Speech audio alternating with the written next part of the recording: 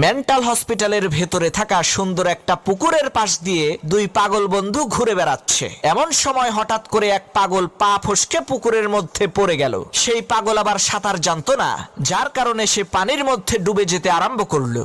নিজের বন্ধুকে ডুবে যেতে দেখে দ্বিতীয় পাগল সাথে সাথে পানির মধ্যে ঝাঁপ দিয়ে অনেক কষ্ট করে ডুবে যাওয়া পাগল বন্ধুকে উদ্ধার করলো। এই খবর যখন মেন্টাল হসপিটালের কর্তৃপক্ষের কাছে পৌঁছালো, তখন তারা আশ্চর্য হয়ে বলতে লাগলো, আরে এই পাগল তো একেবারে সুস্থ হয়ে গেছে। তাকে চিরতরে পাগলাগারদ থেকে মুক্ত করে দেওয়ার জন্য কর্তৃপক্ষের লোকজন তাকে ডেকে এনে বলতে লাগলো, ভাই তোমার জন্য একটা সুসংবাদ আছে আর একটা দুঃসংবাদ আছে। সুসংবাদটা হচ্ছে এই, তোমাকে আজকে চিরতরে পাগলাগারদ থেকে মুক্ত করে দেয়া হবে, কারণ তুমি তোমার বন্ধুর জান বাঁচানোর জন্য যা করছো এ থেকে প্রমাণ হয় তুমি একেবারে সুস্থ স্বাভাবিক, তোমার মাথায় কোনো সমস্যা নাই। আর দুঃসংবাদটা হলো এই, তোমার বন্ধুকে তুমি পানি